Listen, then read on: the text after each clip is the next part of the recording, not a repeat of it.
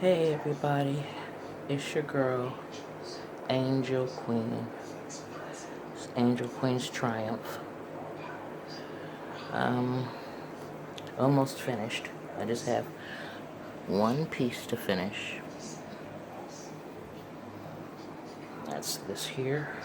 Put that on and my jeans will be complete and ready to wear.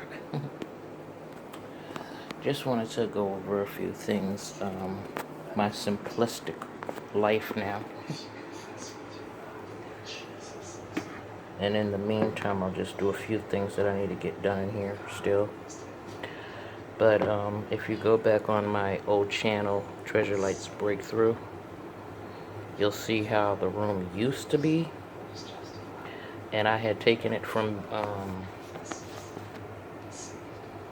basically being blah when I first came, because this was her guest room. And it just had the bed and there was a big TV in here before that. What I'm doing now, really quick before I mention that, I put hydrogen peroxide and alcohol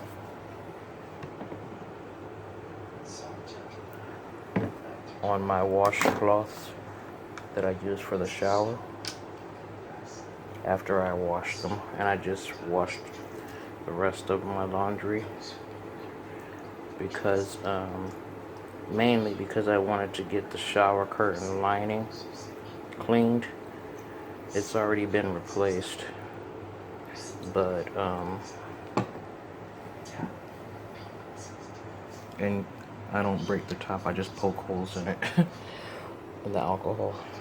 But anyway, I wanted to get the shower lining clean so I can use it as a tarp. So a new one has been put in. I'll be adding some water to that in a little bit. And that's how I keep my washcloths clean. I got 4 in here.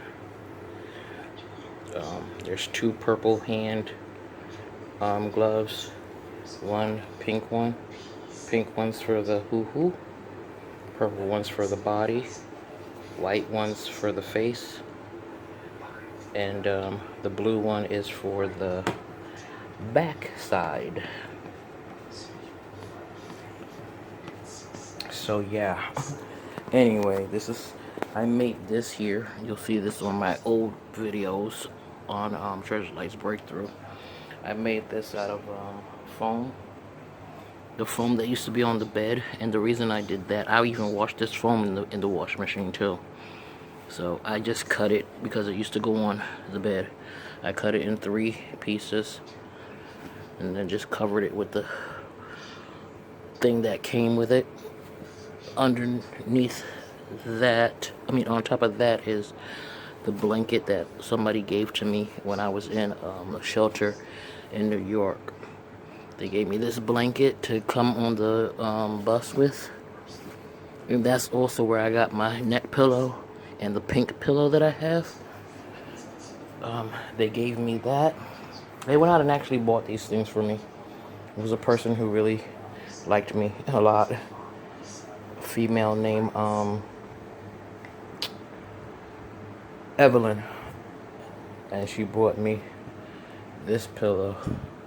She bought me this neck pillow because she knew I was going to be traveling, and then she disappeared. She left the shelter, never came back. I never saw her again.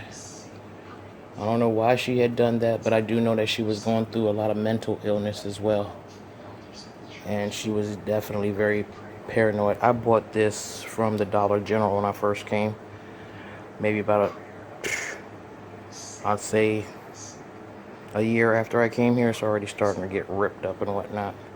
At least the covering. For the knees. But anyway, yeah, she had disappeared and whatnot, so I don't know what happened. It's where I keep all of my medicine that I have left, which is not much. Just the pills I'm down to is one in this, and this is for my heart. Some vitamin C tablets.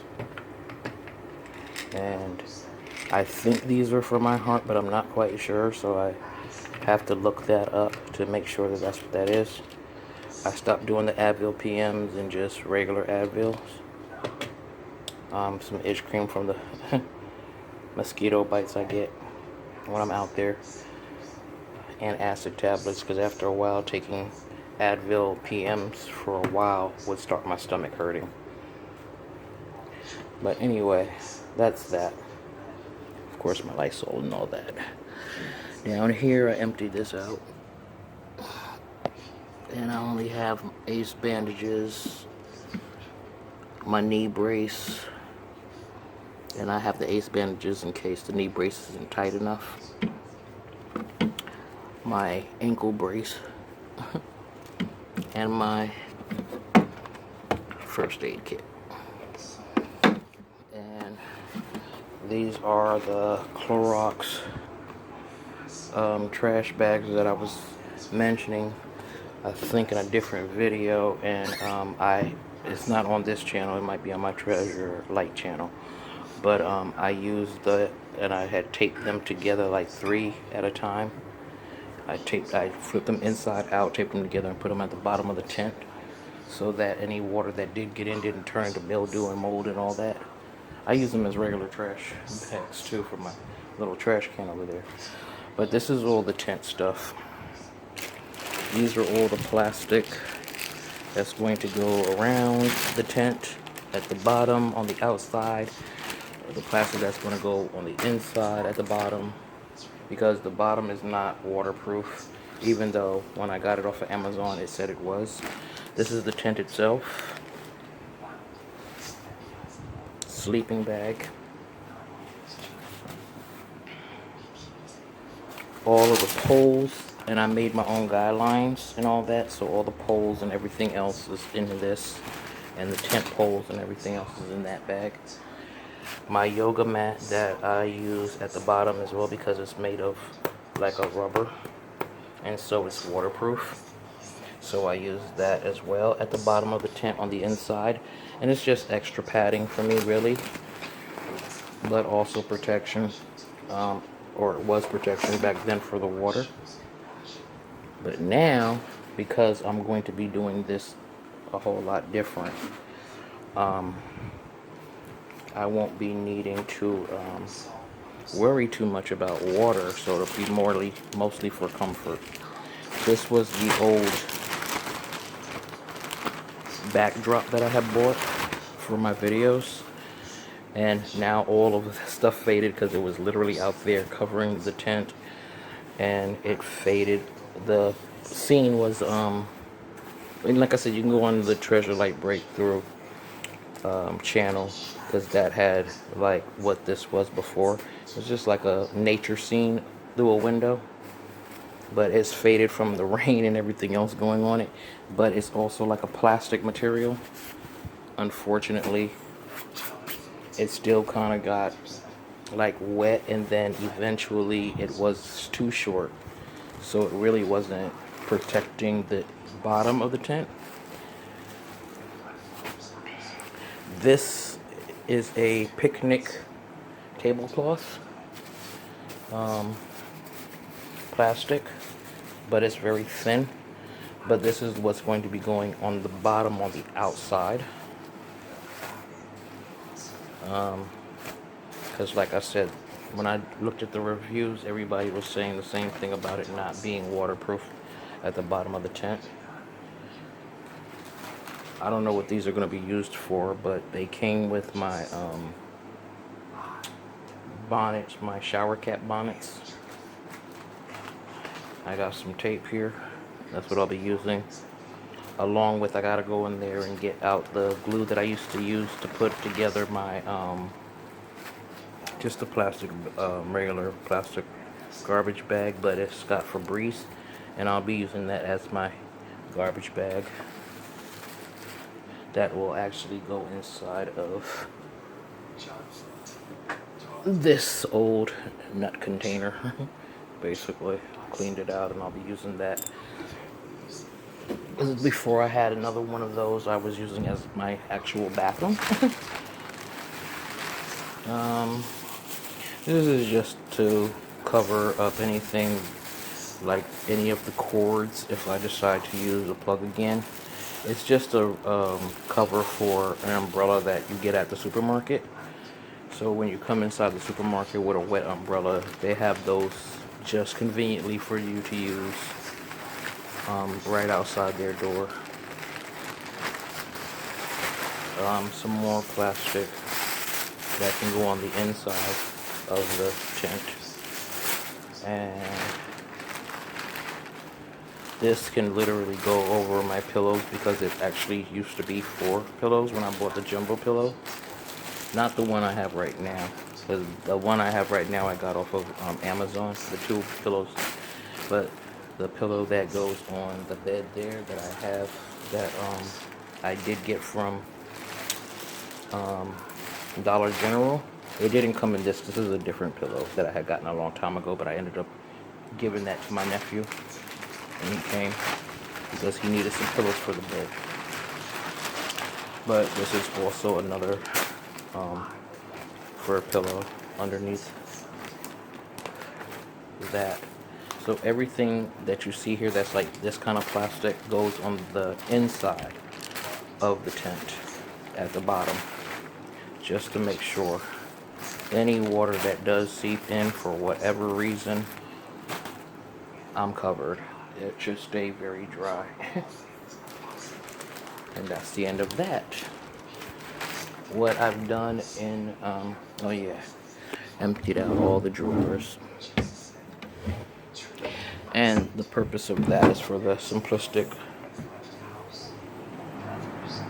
life that I'm going back to. Emptied out this cupboard. I don't know, there's some sort of powder that she had, I think for ants. This was a tin that she had, there's nothing in it. But I just put it back because it's always been in there since I came here. That she made one time when I was coming back from the mental hospital. Because they had sent me all the way out to Orlando. But I had been going out of her house here. And it wasn't long after I came here that I ended up in the hospital. And I went in actually because of breathing problems while I was there.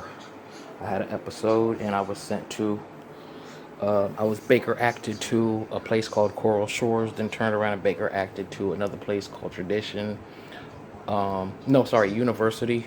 Behavioral Health. And then Tradition was the hospital I was in. For my physical health, my breathing issue. And then I went to, they sent me to University in Orlando. So it was University Behavioral Center in Orlando. And then while I was out there, I was then sent to another place, Orlando Health, Behavioral Health. And so I was in 3 different hospitals. Baker acted 3 days each, so for 9 days. But while out there, when they literally sent me about my business, I was too far from Port St. Lucie, which is where I'm at now, where she lives. And since I was in a whole nother, what do they call that? It's not a county, because the counties out here are different. But anyway, I'll say it like it was a borough, because I'm used to New York.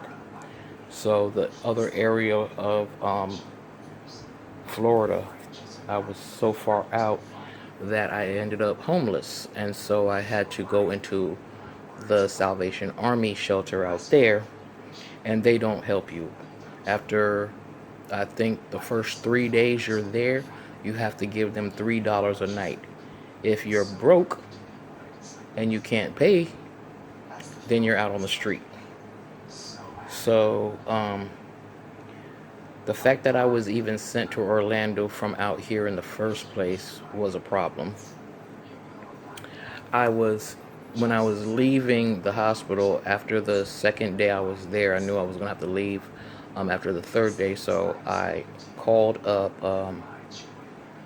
some social services and explained my situation. And the lady there was telling me, who I spoke to was telling me that I can come into their shelter when I came out of the hospital. But while I was in the hospital, the social worker there told me, oh, yeah, I'm going to send you to a women's shelter. I called them. They know you're coming. All this other nonsense. They put me on a bus. And literally, when I got dropped off, I'm walking around, and it started raining. It was getting late. I'm out there by myself. I walk down to where she said the shelter was. I look up, and there's an empty lot with broken down building with the plastic over the top, like, tarps over the top, like it's under construction. There's a whole bunch of men around, homeless apparently, from what I was seeing. So I start walking back up the street. I stop somebody who looked like they might be knowledgeable about the area, because there were some houses out there. And I asked them what that building was, and they told me it was the place where the lady was sending me, but it was a man's shelter. He gave me, oh, that's the address for the man's shelter.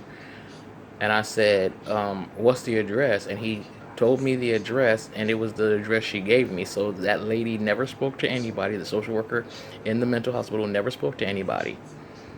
And she sent me out there all alone on the streets, coming on at night. And I'm thinking, are you crazy? Like, what the hell did you just do? And so I just walked back to the bus station. Ended up having to call my mother. She called her cousin, and he came and picked me up. And it was just really the strangest thing, because it took for a while for him to get out there. Remember, he's coming from Port St. Lucie to Orlando. So I was literally just out there on the street. So what I did was I just called the police, let them know what happened, and I waited with them, and then he showed up, and that's how I got back here. But it was like, are you people serious? That's how they feel about people with mental health issues. It's like, we can lie to you to get rid of you because we don't care what happens to you. And to be honest, in New York, I didn't have that issue. If I had any kind of issues, and even if I didn't have Medicaid or any health insurance, the Salvation Army didn't charge you money to be in their place for whatever. In fact, they gave you money. And I know that for a fact, because when our place burned down, when I was still in Staten Island with my son, they put us up in not an apartment, but they put us up in a hotel that was really nice, in Sunset Park. And we were in a hotel up until they found us a family shelter to go to. So I never had that problem, though. If I was ever going through an episode, a mental breakdown of any kind, I'd be Baker acted for the 3 days, and then if I wasn't improved, they would just keep you for as long as they needed to keep you. I've been in mental facilities, psychiatric facilities, 6 months was the longest I think I've ever done it. 3 months, stuff like this. So they don't just say, okay, your 3 days of Baker acting is up, and we don't care what your situation is right now, but get out. Because that's basically what they do. If you don't have anywhere to go, you gotta go. It doesn't matter. They're not keeping you any longer. And that's what I learned about out here. I learned that with mental health issues, they just really and truly do not care what happens to you. Once you leave their hospital, they don't care. Now, I don't know how many times you can be Baker acted back to back. I don't know if that happens, because it wasn't so much that I was Baker acted back to back, is that whenever I found myself in a situation, the heart palpitations would start, and I'm already suffering from heart failure. And so the heart palpitations would start, the anxiety, the panic attacks, the paranoia, all of that, the hallucinations, everything would kick in, and I would start being so worried that I'm going to have a heart attack and die on the street.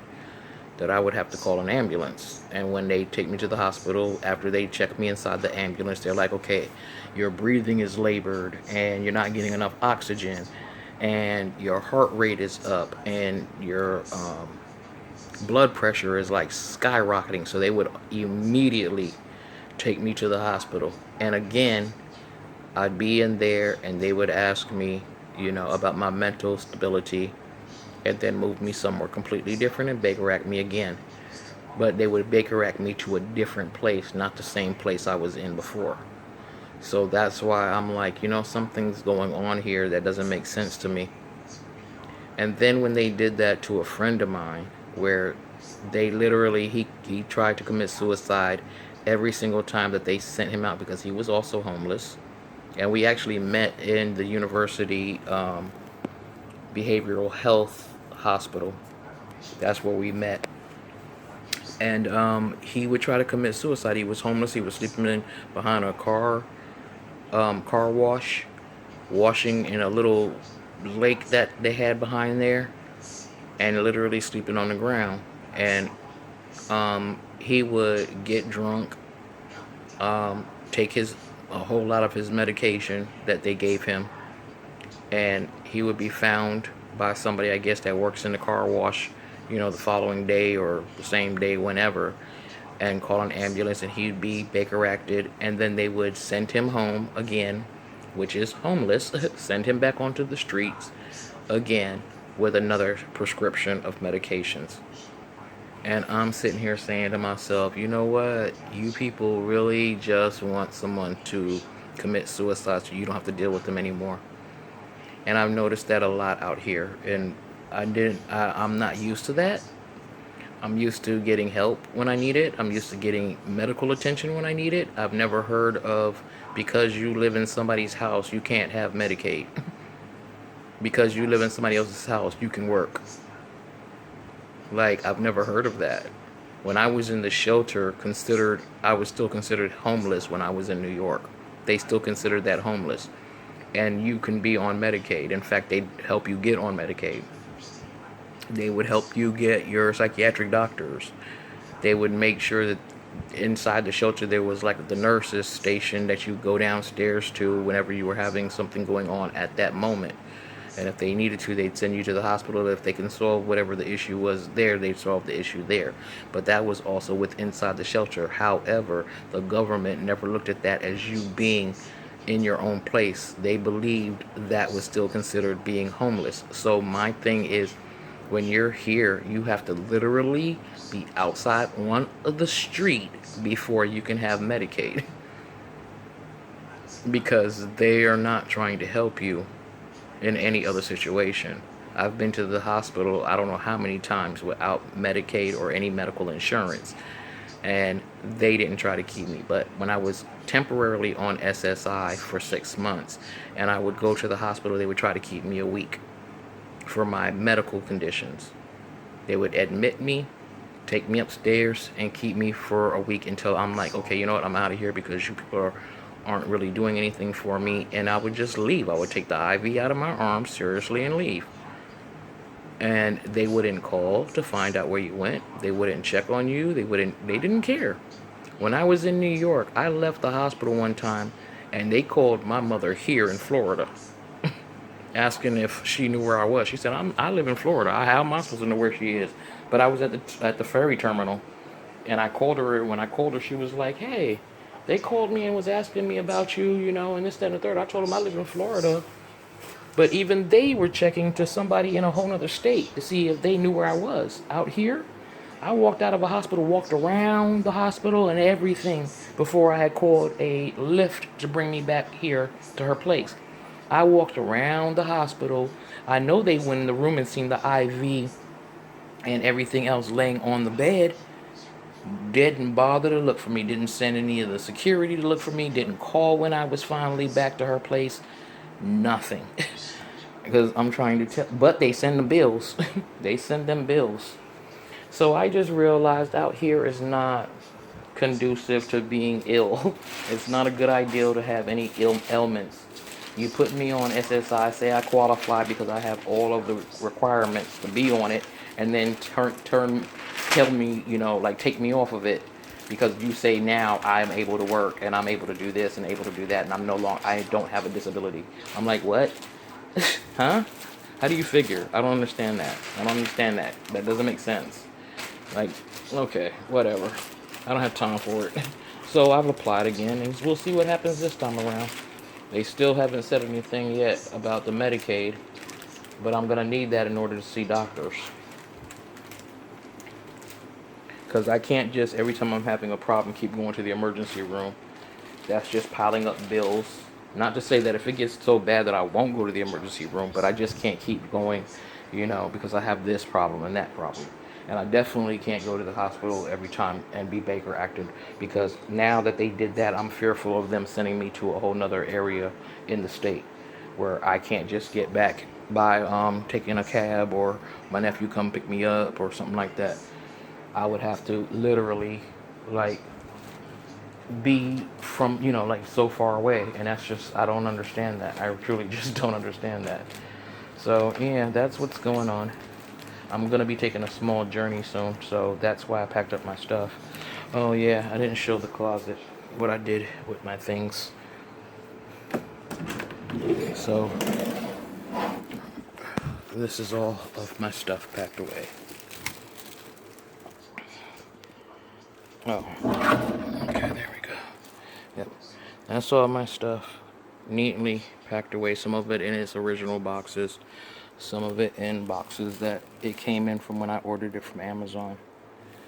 And in here I have all of my paperwork. I got this tote. I didn't mean to get a tote. I was trying to get a pocketbook, and I was trying to get a white pocketbook, and this is what I ended up getting down the line.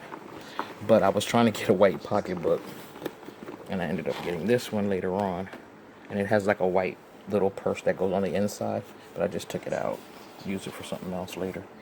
But yeah, that's what I was trying to get, and unfortunately they sent me that, and I was like, what is that? And it was a tote, and so now I just use it for all my paperwork. So that's what's inside that. The stuff, the clothes I got from Amazon, this is basically the brunt of it. I mostly got tops because I had enough pants or jeans or anything like that, some spandex, because it's hot as all to be damned. These are the jeans I got when I was in the shelter, but I don't like either one of those, and plus they don't really fit at this point. These are the things she lent me when I first came, and the fact that the skirts and stuff would fit me because she has very long skirts. But as far as like anything else, like tops, I'm 5'5" and she's 5'2", and then also I'm very big breasted and she's not, so a lot of things that she was trying to give me to wear I couldn't fit. So that's why I had to get some clothes. And I had mentioned in my other video that I also just need, oh, and I have all the clothes that were in the drawer. Forgot about those. Yeah. So this stuff here is stuff that she gave me that I really can't wear except for like the t-shirts. This is some stuff that I got when I first came from the regular store because it was really cheap stuff. And then stuff that I got from Amazon, which was one, two, I think like four, three, that's three, and what I have on now, so that's four pajama sets, short pajama sets, and that's it. But yeah, I didn't really go hard with stuff that I got, but what I did get, it was mostly for my channel, for my other one, but that was a bust, as they seem to all be. But I'm gonna end this here now, and I will talk to you guys soon. Please like, share, subscribe, and leave a comment if you want to leave a comment.